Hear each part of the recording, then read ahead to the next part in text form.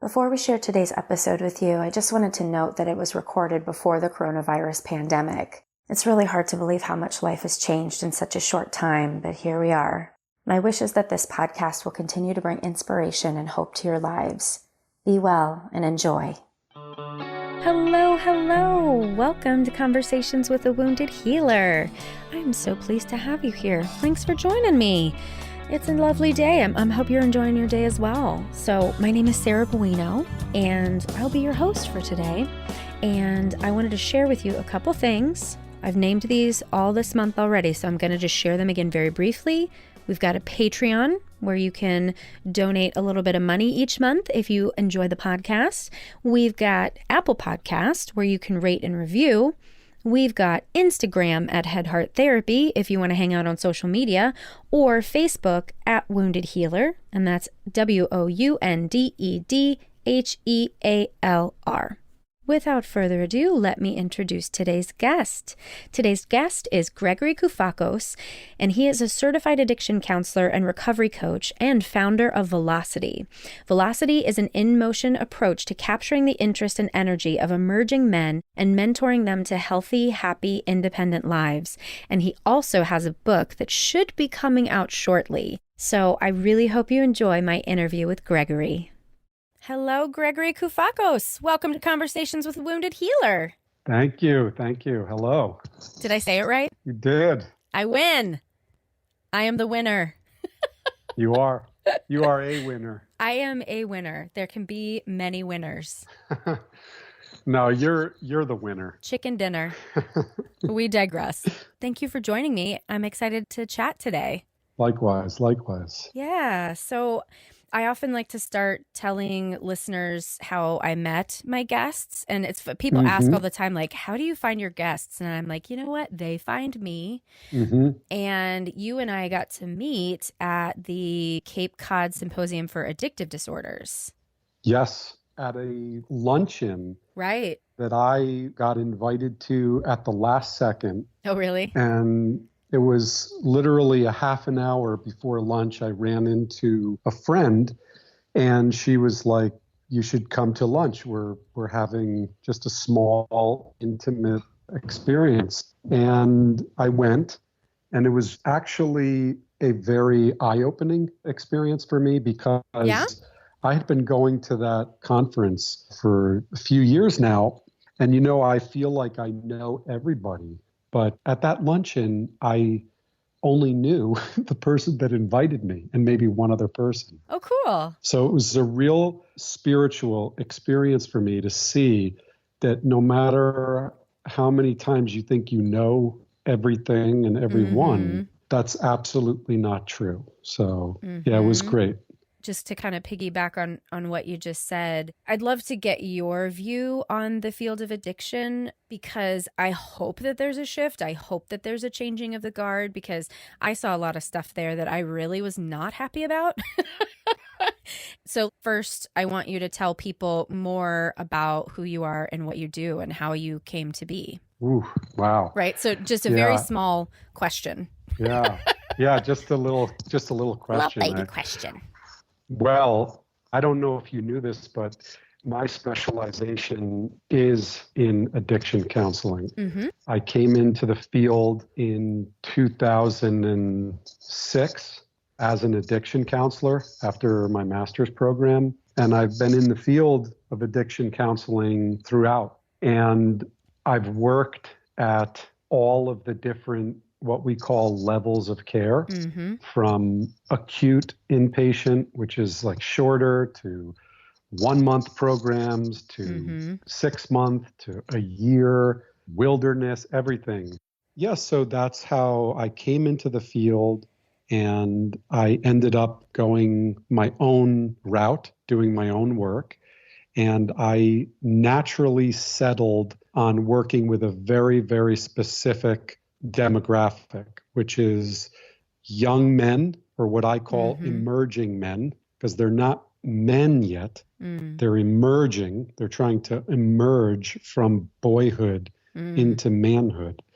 And that would be roughly the ages 16 to 30. And so that's what I do. Awesome. what made you decide to become an addiction counselor? I had done a lot of unique things in my life. I had traveled, I had worked a lot of different jobs. When I finally got inspired to grow up and to find a path in my life, I was already getting close to 30 years old. And I knew I didn't want to spend a decade of my life in school. Mm-hmm. So when I went into the graduate program, I told the chair of the department, he was a real cool guy. I was like, listen, I'm really interested in psychology and becoming a therapist, but I want the quickest route possible. Mm-hmm. And he said, well, as luck would have it, we have a concentration with working with a population that nobody wants to work with. Right. And I said, which one? He said, addiction. I said, I'll do in. it. I'm in. Sign me up. Mm-hmm. So that's my very inglorious beginning. If you were to ask me now why I got into this field, that would be a deeper answer, because I think this is my calling. Mm-hmm. And I do believe it will flower into some greater things, through the course of my life. But this was a perfect fit for me. And it was perfect for a variety of reasons. But I think the most important is, when you're working with addiction, you're working with very high stakes. Yep. The name of the game is life and death. Yep. And that's very good for somebody like me because I'm a very intense person. So my style is extremely off-putting to somebody that's just looking to make a couple of retools in their life. But it's very attractive to somebody who sees that they're on a fast track to an abyss. And I also loved,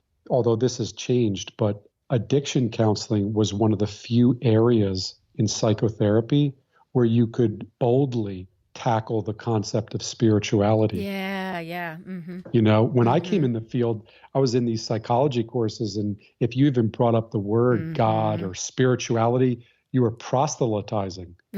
Right. And for me, I saw that coming into this awakening of what this universe and what this life really is what it's all about. So this has been my calling. And to the title of your podcast, I have probably healed myself as much, if not more, as the people that I have helped. Oh, yeah. That is absolutely, I think, necessary. One quick aside, do you know the Enneagram? Because you're a 4, if I have ever heard a 4 before. Oh, really? Okay. Oh, yes. Okay. I'm going to have to look that up. I'm obsessed with it. Oh, real? What about an 8? Because some people say you're an 8. So the 4 is really all about authenticity, individuality, intensity, deep emotional, it's just, you're a 4. Anyone who says you're an 8, they're dumb.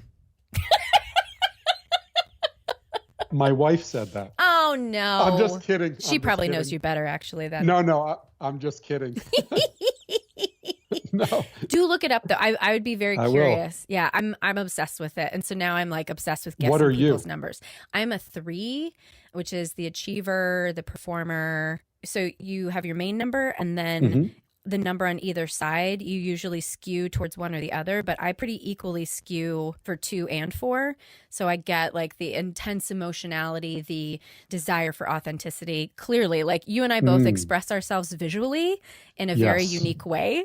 Yes, we do. So that's one reason I was like, all right, we're going to vibe. We're going to vibe. Okay. Yeah. Yeah, can I tell you an interesting synchronicity? Yeah. Just this past weekend, my brother and I, both my brothers and I actually, we gifted our mother with a weekend retreat with the guy who created the Enneagram. I thought it was a woman who created it. I'll have to check later and I'll text it to you. But he was up at this retreat center in Massachusetts. And so she just went up and learned all about it. Oh, amazing. Well, then ask her what you are. Because Because now that she's learned all about it, she'll know. Yeah. Although your mother sees you That's true. in a different light. That's and true. This is part of when I work with these young men, everybody sees them in a particular light. But when I see them in a different light. Right. Yeah. And I would venture a guess, since you already brought up the topic of spirituality, which is one of my favorite things to talk about. I was having this conversation with a friend last night too, because her dad was a sociopath. My dad was a narcissist with sadistic features. And we were talking about the authentic self versus the way that people just learn to survive, and these adapted survival strategies that then become what a layman would think is the person's personality, right? Like I grew up just thinking my dad was an asshole. And then I went to school, and then I also developed my own spiritual beliefs and recognized like, no, he was just really afraid and really hurting, and something bad happened to him. I'm not exactly sure what it is, but something bad happened to create that false personality, if you will. And so I wonder if that's kind of your belief structure too, and what you're seeing with your clients. Yeah, definitely. It's certain traits become prominent. They develop armor. Yep. Things that they feel protect them, and certain parts of the person become lost or abandoned. And with men, the men that I work with, the young men, that becomes very common. So a lot of what we're doing is reintegrating or rediscovering parts of them that either they had abandoned long ago or they never even knew that it existed. Is that a personal journey that you were on as well? Oh, definitely. I had and I was going to say too, because I can relate to your journey with your father, not to put any labels on my father per se, but I think we all go through this. But one thing you learn as you mature in life is you see how difficult life is. And you see that how hard it is to raise a family, to maintain a marriage, to keep your body, mind, and spirit healthy decade after decade. So you develop more understanding for what those who went before you have gone through. But for me, yes, I definitely cut off a lot of parts of myself. And fortunately, I have acquired this hunger to seek out and find all of who I am. That particular part of my journey is something that the young men that I work with really feed off of, that they see that I am single focused and fearless in that mission. And they say, well, if he's willing to do it and showing how he does it, then it's okay for me to do it. Are you fearless, or you just really have a really good relationship with your fear? That's a great question. I think, and this is part of what happened to me in my life, I have a character trait, which is confidence. And sometimes my confidence is so big that it cancels out my fear. But that's not the same as really working through fear. So one of the things I've learned to do is to tone down my confidence so I can hear within myself when I am scared and when I can label fear as fear. Right. Because you've heard the common men hide their fear with anger. I am very guilty, or that's something that can happen to me. The anger comes so quick that I'm not able to see that I'm really scared of something. So to answer your question, I would like to say I am a very confident, driven person that sometimes drives right through fear, but I'm learning how to really work with fear. Yeah, because otherwise it's a bypass, right? It is. Like, and it's part of, I can relate to that as well, being a very confident person, always putting myself out there, and, people would perceive me as fearless, and right. And we're not. Right. The way I would describe it for me is that probably like I will jump, and then I don't start feeling the fear until I'm like halfway through the free fall, and I'm like, holy shit, that was crazy. Why didn't I think about that before I jumped? And then I go back and I'm like, oh yeah, I'm scared shitless. Yeah, you're a warrior. And yeah. As warriors, we end up in battles. And it's something about us that there is a tendency to move too fast. Yeah. For me, a lot of that was growing up too quickly. I felt like I had to rely on myself. Yes, So yes. Oh. that's been a lot of the journey, is to slow down and really feel life instead of rushing through it. Yeah, I don't know anything about that. Yeah, right. Yep. And you either are writing or you have written a book, right? Yeah, Is it going to come out soonish? It is. We're going to be done with it by the end of the year. I'm going to be done, and we're looking to publish in early spring of 2020. Oh, good. It's taken me a little over 3 years to write it, and it is documenting this method that I use to reach this emerging male audience. And what I've found about why that audience is unique and why typical or traditional therapies are in themselves not sufficient. And statistically, they are not really working with that population. So that's what the book is about. Very cool.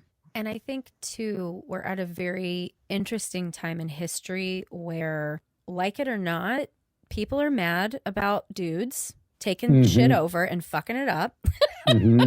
And there's a rise of, the divine feminine and whatever you want to call it. And the thing that's interesting is, I think more often than not, people who are in the field are women, right? And so we then have a propensity to working with women and trying to empower women and whatnot. And yet, unless the men are actually taught to take ownership and agency of their own healing and their own process and their own reactions to what happens if, a woman steps in and takes your power away from you. Because just recently in Chicago, a woman was killed because she didn't respond to a man's cat call, right? Like, that's horrifying and terrifying. And someone needs to be working with these men to recognize, how do you tolerate the discomfort of not getting your way? Because that's where the future is headed.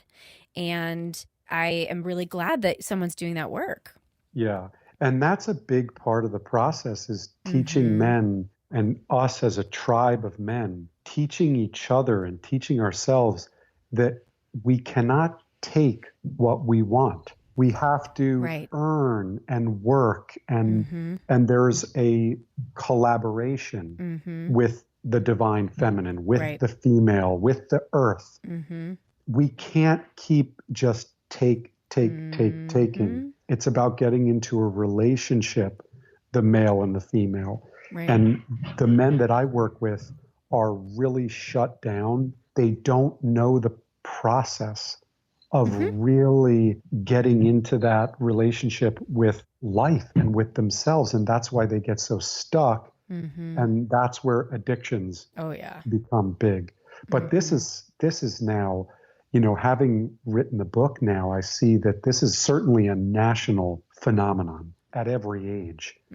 So I meet 50-year-old, 60-year-old, quote unquote, men. They have not matured a day over 15. Right. And if that's the males that are the teachers and mentors, then the young guys have no hope. Exactly. I.e., look at Congress. Right. Yeah. And our president. Like, good God. Yeah. You can look at all throughout life. But, my aim is not to diagnose life or to criticize any particular field, like politics or religion, or it's merely to walk a path and allow and be on that path with other emerging men and other men. And that journey is such a beautiful challenge and such an arduous challenge that to take your focus off of that and to look at what others are doing or what's going on in the world, there's just not an option. It's such a steep climb that we're doing. And I see that if I continue on the road that I'm on, I'm able to impact other young men. Right. And then me. And it's a beautiful thing. It's a movement. Yeah.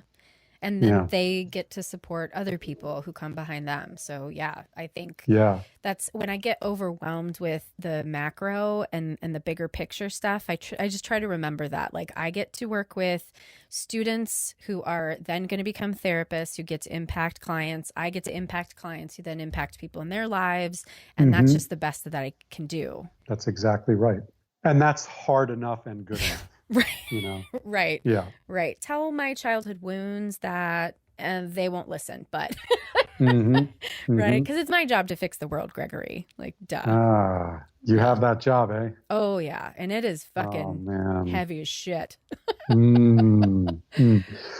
Well, you're tuned into, a lot of people have this direct intuition, or they tune into the state of life. And it's heavy. The title of your podcast, this Wounded Healer, comes, I think, from Jung, right? And Jung was somebody who had that direct sense. And he went through horrible bouts of depression through the world wars and seeing what people were doing and capable of. So, yeah. Well, that does beg the question then, do you consider yourself a healer? You know, it's interesting. I know there was a question, I think, on your website or something about that. Do I consider myself a healer? I don't know. I really don't know. I mean, I think sometimes I do when I have great sessions, right? And I'm like skipping through the streets, right? You know, and I'm thinking, I am a healer. Yeah. And then when I suck, I say, I am a loser. Right. I feel like I am where I'm supposed to be. You know, we broke a chair to our dining set, and I took it to this local guy, and he said, I am a furniture doctor. Okay. Oh, I love that. His warehouse was just beautiful. It was like the North Pole of furniture, you know, like little this and that. And he worked with his father from the time he was 10 years old, and this guy is probably close to 70. So I feel like my work is with the psyche. It's with the soul. That is what I do. So in that sense, I am where I'm supposed to be. If you look at my work with men, then probably I have the capacity to be a part of a healing process, because the men that I'm working with are making dramatic transformations. They're going from one extreme of just depression and isolation and addiction and powerlessness to a path that is really going somewhere in life, and they feel good about it, and they are independent and happy. So I would say more than healer, I'm probably transformer. Ooh. Yeah. If I knew the Transformers theme song, I would sing it right now, but I don't. The Transformers, more than meets the eyes. Yes. The Transformers. Yes. Robots in disguise. Oh my God. Yes. I just kept thinking the She-Ra theme song for whatever reason. Clearly my brother was watching Transformers. I was watching She-Ra. Yes. That's so great. I love that though. And I'm curious because you consider yourself a coach, right? A mentor. Okay, a mentor. And did you choose that title because you're stepping into more of a spiritual realm?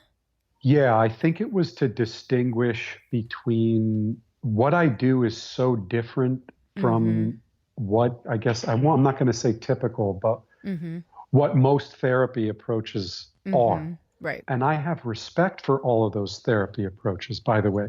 And most of the emerging men that I work with end up working with more traditional therapy. Okay. But what I do is so different. And I view it as a more mythological journey rather than pathological, you know. So I felt like a coach, that field has been pretty well defined, but I felt like mentor was the best term for what I'm doing. Yeah. And you've already mentioned, you know, the term wounded healer a couple of times. Do you identify with that label? Definitely. Everything comes through the wounds and the openings that I've had. Everything. That's what enables me. I'm very grateful for the wounds that I have acquired in my life. And I see now how those wounds were openings to something greater. I didn't see that at the time. And when they recrop up, and they get the best of me, I am frustrated and scared. And there are periods of that as well. But I can see that without these wounds, I certainly would not be on this path. Yeah, this got me very interested in who am I really? And what are we really? And why are we here? Yeah, I feel like at least what I'm finding for myself right now, I'm in the midst of doing this pretty intensive trauma training, and I just had the realization recently that, oh, I'm in this trauma training and that means I'm also doing my trauma work. That's why I feel so crazy. Yes. Thanks. And so the thing that I'm bumping up against is there's a shift right now where we're really being called to step out of binary labels for things and a binary understanding of the way that things work. And yet our brains, that's how we make sense of the world. And I keep hearing the message in so many different places and areas of my life that, yes, we need our wounds. And, a lot of the conversations on this podcast is people talking about, learning from their wounds and using those in their work rather than being used by the wound. And yet there's still a deep part of me that is like, fuck this shit. I don't want to have pain anymore. I'm fucking tired of it. That's right. And I will tell you that one thing that I found working with these emerging men, the typical course of therapy when you come in with the problems that the guys that I work with have, people target straight to the pain. They imagine that if they go to the pain and they work on the pain and the pain diminishes, then these men will grow. But to your point, we carry these for a lifetime. See? So I found that when 20-year-old young man comes to me, I do not take them to the pain. Rather, I want to immediately start to work with them and mentor them and move alongside life with them to lead them and to go on a path of victory. I want them to feel what it feels like to win. Right. And when they do that, see, there's the beginning of the podcast. You're a winner. They want to feel what it feels like to win. And if you win enough times and you keep a certain humility and perspective about that, you get strong enough to tackle the wounds. So it's a question of order. So I have found a lot more success in I don't talk to these men about their feelings and their fears. And it's just about bonding with them and moving on a path of success. One thing that I've really been thinking a lot about in the past couple years in my own spiritual journey is, from a psychological standpoint, we need to build ego strength with our clients first. And that's exactly what you're talking about. And then from a spiritual perspective, once we have that ego strength, then we begin the unwinding and the unlearning and the letting go of that in order to move to deeper spiritual levels. And that's something that I found with my clients too.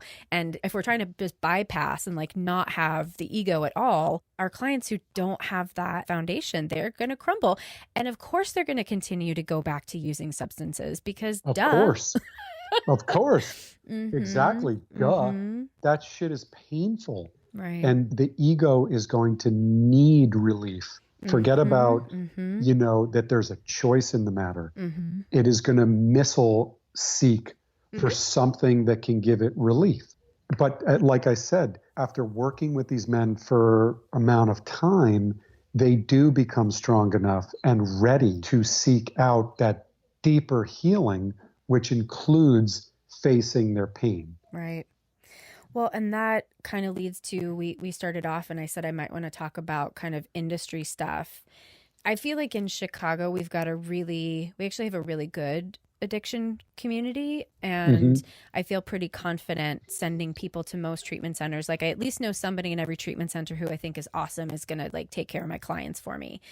And what I saw at CSAD and the more that I understand the national world of addiction, the more things I see that I don't like. And the thing that I see the most that gets in the way of really good treatment is ego. And the ego of these treatment centers, the ego of the people that run them, the lack of doing your own depth work. Because if you're not doing your own work, of course your ego is going to get in the way. And talking about like this emerging man kind of category, like I see so much of that person representing treatment centers, and I'm not into that. I'm so not into that. And I really hope that the Good Old Boys Club just starts recognizing that nobody wants to be sold a treatment center. I want to feel that this treatment center is going to love and care for my client the same way that I do. I have a client who I'm trying to get into treatment right now. And so I'm having a lot of different conversations with these marketing folks. And the ones who want to sell me, I'm like, I don't even want to talk to you. Just give me your clinical person because you're not speaking my language. So I don't know what you're seeing since you're also on a national scale. Listen, this field of addiction recovery has gone through the most profound alterations in the last decade.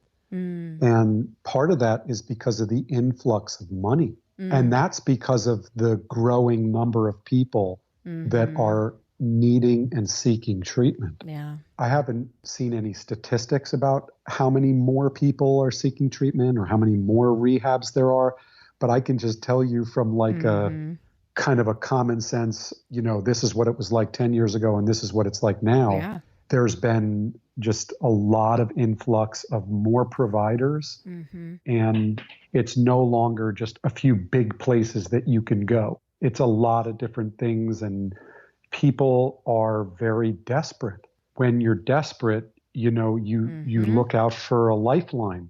So I think it's just a very unique time in this field. Yeah. I mean, things have already been crashing and burning in different areas. And I, again, kind of the back to this idea of the wound, like, right, the wounds of our industry, we need to be learning from them instead of acting from them. And I hope that continues to shift. Well, and you said something. You said maybe a lot of people, you're wondering how much depth work are they doing? And we have always known in this field, you can only take a person as far as you yourself have gone. Right. So once your journey stops and you start to regress, it limits your ability to take people on this journey. It's an interesting question to think about and for people to think about as they're in this work. How much of my own work am I doing? Right. And then, what gets in the way of that? I mean, when I'm starting to do now wounded healer seminars, the things that get in the way of it for people, it's fear. And we talked about that earlier. Like, I feel like I do have a different relationship to fear than most people do. I think that there's some of us that really just take it and run with it. And a lot of people just can't come at it that way. And one of the things I want to do is just like inspire and support people to take that step, because the pain and the fear is just getting in the way of helping as many people as we can. I'm with you. I share that journey. I love to inspire other professionals in our field how to take on their own journey. And I found working with these emerging men that the single greatest thing I can offer them is my journey. Right, exactly. That actually gets imparted to them through some mirror neuron osmosis. I don't know what it is, but the work that you do on yourself as a professional, as a parent, that impacts the person that you're quote unquote trying to help more than a lecture or a technique. Right. Well, do you want to share with folks where they can find out more about your work and connect with you? The best place to see what we're doing is through our website, which is velocitymentoring.com. And, that has links to everything. Mm-hmm. And then keep a lookout for the book, which is going to be out, it looks like in late March, which is called The Primal Method. And that will be a resource for emerging men and for really anybody who works with or loves these young men. That's awesome. Mm-hmm. Well, thank you so much for being with us today. Thank you too. Appreciate it. Yeah. Thank you so much, Gregory. I really appreciated that conversation. It was wonderful. To learn more about Gregory, you can find information at www.headhearttherapy.com/podcast. Thanks as always to Andrea Klunder and the Creative Imposter Studios for editing, to Liam O'Donnell for the album art, and to Ben Mueller for our theme music. Until next time, bye-bye.